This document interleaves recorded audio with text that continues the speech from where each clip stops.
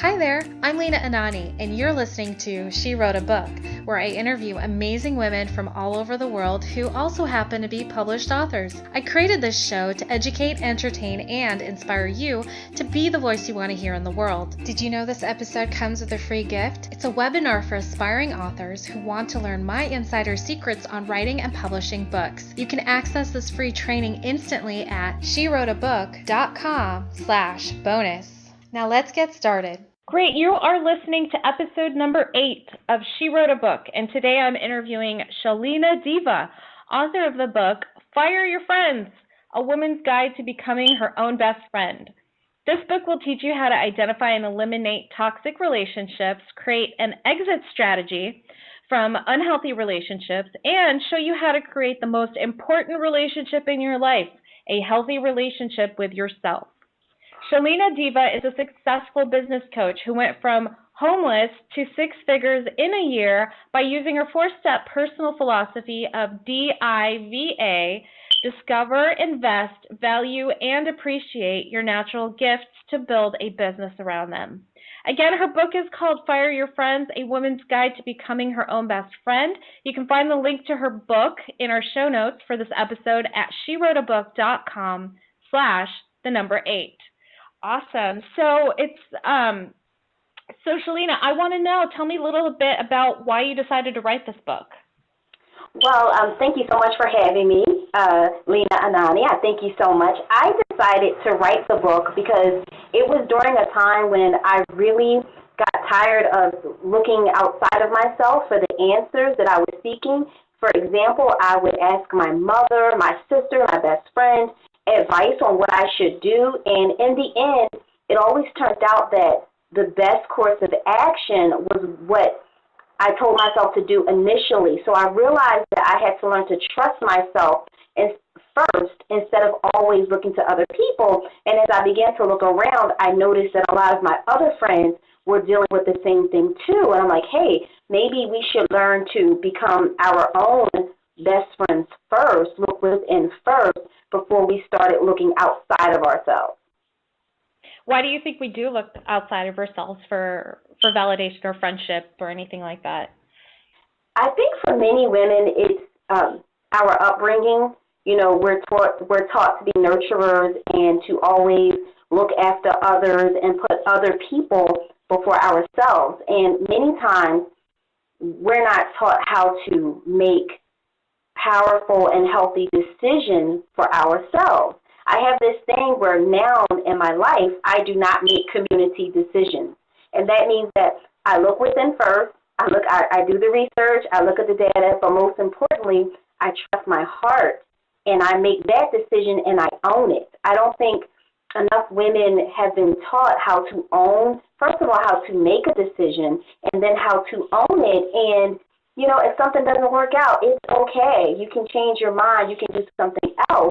But it's only a decision that I think many women need to practice. It's something you practice and you become stronger at every day. Absolutely, absolutely. So how long ago was this when you first decided that you wanted to write this book? How long ago was it, and how long did it take you to write the book? Okay, so I actually started out as a blogger in 2010, and over the years, I started writing blogs about, you know, becoming your own best friend, self-empowerment, self-love, and in 2012, a woman told me that, she says, hey, you need to put all those blog posts into a book. So when I finally decided to pull it all together and put it into a book, it took me about 30 days to pull it all together. Oh, that's awesome. That's really cool. So it's been a work in progress, and I think that's brilliant. You know, I tell people all the time, just start a blog. If you're not ready to write a book, just start blogging. Just get your voice out into the world. Start writing it out, and just start trusting your voice. So speaking of voices, you know, how does a woman's friend, like how does a woman's friend's voice play a role in her life and her success?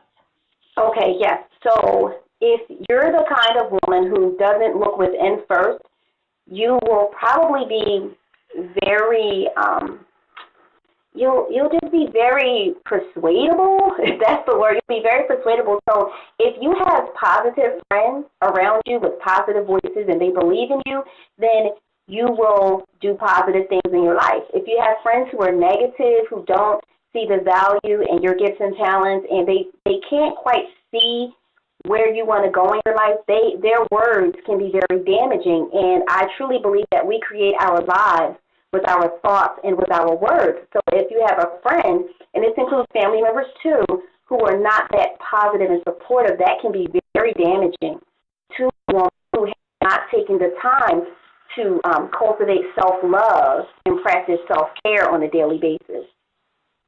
So what do you think is the worst that could happen if you have these toxic friendships?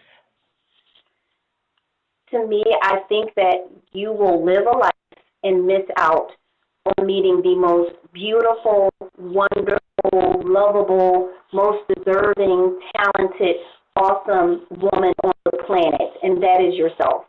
And you can only cultivate that relationship by spending time with yourself, by listening to yourself. And I believe that, we all have our women's intuition, they say. But when your inner voice tells you to do something, like for me, hey, go and apply for this interview, and I ignore that because I'm afraid that's a form of self-disrespect. And I think, I'm at the point now where I can hear that voice loud and clearly, and I trust it, and so I follow it. So toxic relationships will really, it'll stunt your growth, and it will limit you, and you'll look up years later, and it'll be like, I wish I could have done this, or I wish I could have done that. So I don't have toxic relationships in my life. Was there ever a point in your life where you did have those toxic relationships? Oh, yes. And so hence the title of my book, Fire Your Friends.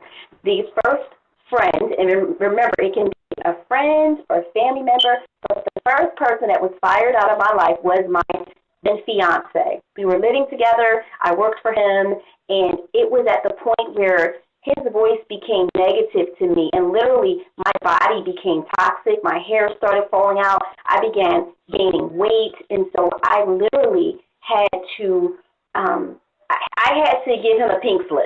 I had to get him out of my life. It wasn't easy, but I wanted to get to know me more, and I knew that I could only become the kind of person that I dreamed of by severing ties with him. Wow. And so I like how you call that an exit strategy.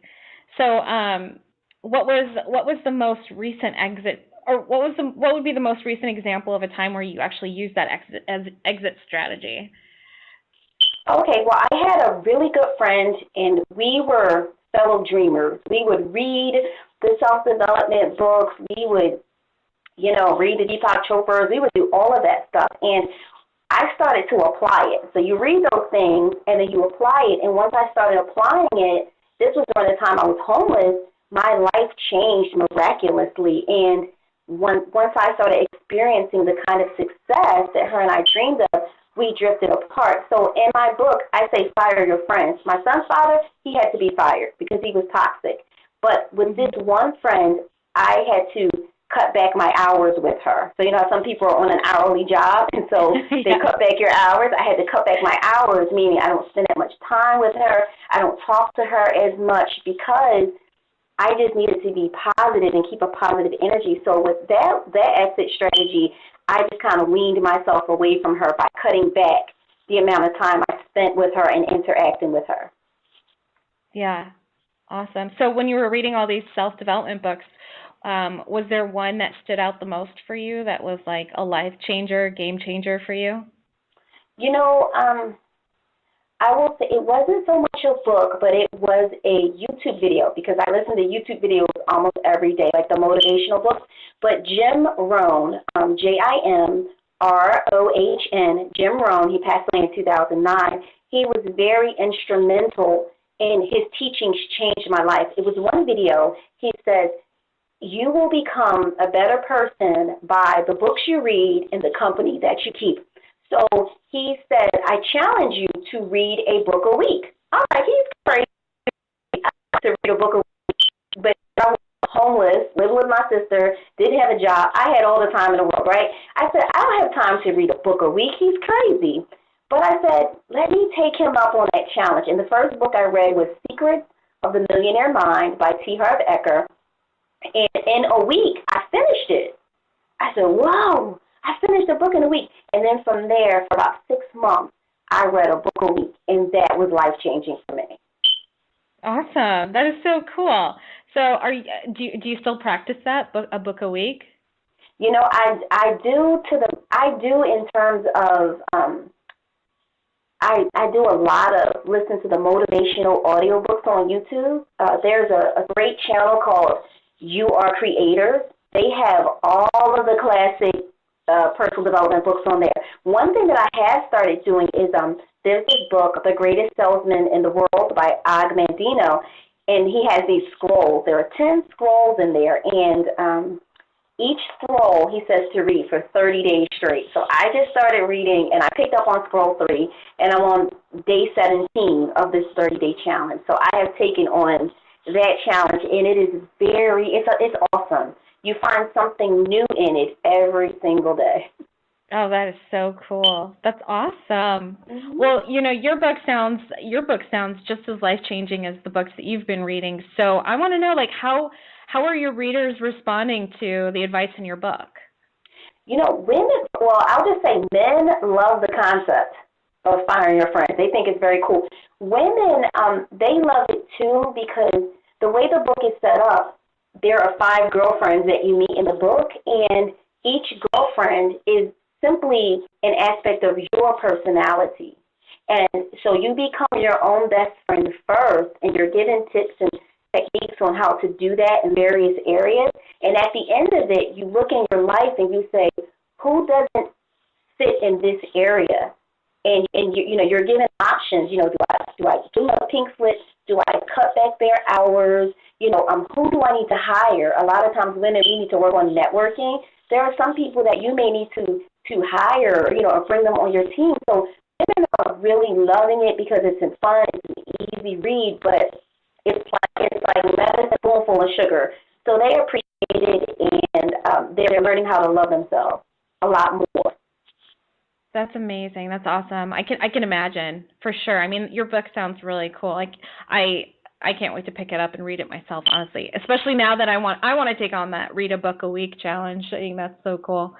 So let me ask you this: what do you love most about being an author? Well, what I love most about being an author is that people they see you in a new light, and being an author has opened up many financial doors for me.